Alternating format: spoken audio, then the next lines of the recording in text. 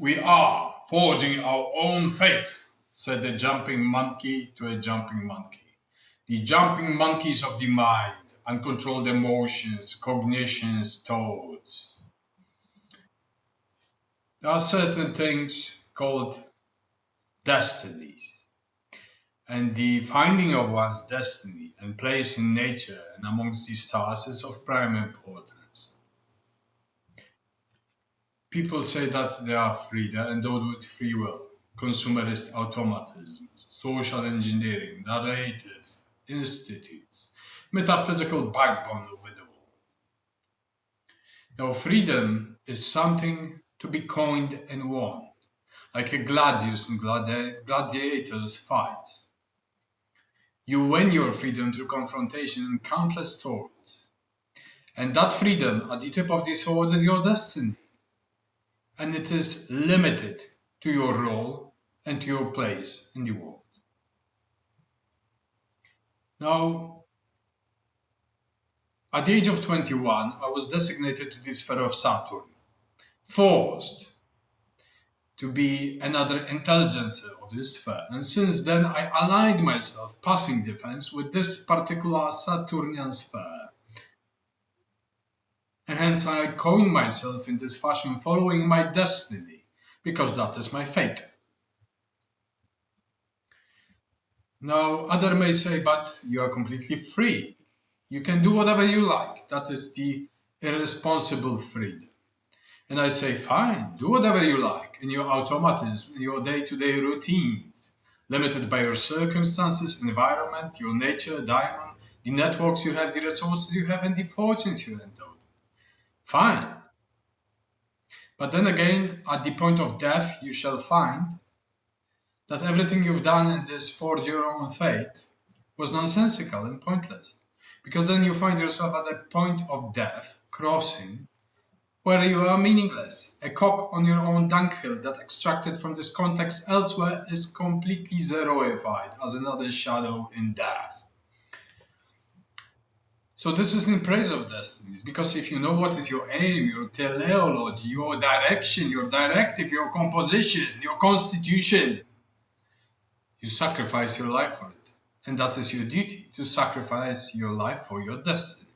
You find your own star, your own, let's say, diamond to follow. That is your hegemon and the ruling principle of life. And everything else follows. Because if you find the path, if the path finds you and you reply to the calling, everything is well ordered. There will be idiots that will be thwarting your progress. There will be disturbance that will try to convince you otherwise. Leave your path. Go elsewhere. Do whatever you please. But then it is constituting a man of character that follow their destinies once they find it.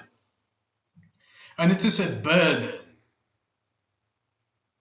that you are forced to follow, and you embrace it joyfully and heroically, like torment that is overcome, like pain that you bite away with rotten meat through the flesh of hells to bite your way out, because that is the purpose, to make yourself into something constituting the posthumous genius that you become, calling you from beyond time. The death loosens the grip on time to become yourself in the splendid output of your destinies and the stations you are about to inhabit. Now, what is the difference between these forge your own fates, monkeys pulled left and right, and a master or a maestra? That in the end they are swallowed by death, and their souls are submitted under the dominance of the forces that designated the master and the maestra in order to administer the karmic life and death fate's principles to the rest of those monkeys that are incapable of deciding what they're about, how to coin their humaneness, how to become humane, ex homo, differentiating them from beasts and wild animals that roam and scavenge for this or that. Now, this is essentially a learning not only how to become a human and humane, but how to become somewhat of a demigod, somewhat of a divinity, aligned properly with the astralistic optics, the kaleidoscopic lensing, the king clavis of the cosmoid, the ordered whole. Now, naysayers will detract you from this kind of pursuit, but you follow it. How to find this destiny, how to find this calling is everyone called. Does everyone have a destiny? Destiny is common to all. But the calling is something else. The calling and the reply you find after stripping yourself of absolutely every single deception, illusion, and falsity, and this last remaining droplet of an inclination, of a genius, of a thread that you follow for the rest of your life, that is your direction and that is your destiny. And once you encounter those great forces, ontological forces of the universe, those powers stripping you down, destroying you, smashing you, stripping the masks, the falsehoods, the illusions away, the deceptions, then you find yourself this inner truth. This something that is your core, your diamond, and it tells you, you go there. And you follow this path for the rest of your life, because this is a preparation. Life is a grand preparation for your death. And death is a great preparation, grand preparation for your immortality. And in this immortality, you are stationed in a particular place, in a particular sphere. And there you fulfill your duties and destinies until the next one comes. And you are released from this burden that is all holy indeed. Because it makes you whole and rounded once you realize it.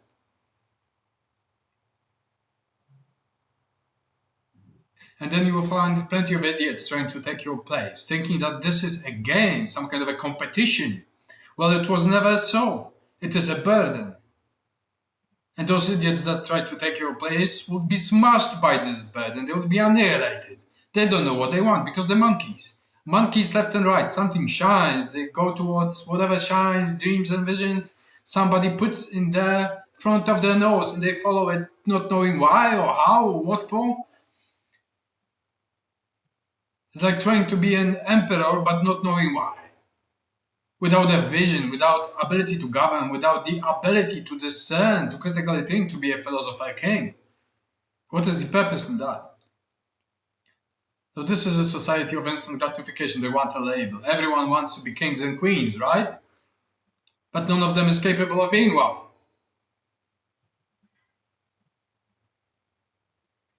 And that is not a mere theory. Once you embody certain qualities and attributes, and you are capable of being that, you're recognized by the gods and goddesses. And then you follow that thread because you know your station and you prepare yourself for it. And in this preparation, you find perfect fulfillment and the eudaimonic perfection. You won't find it anywhere else. So this is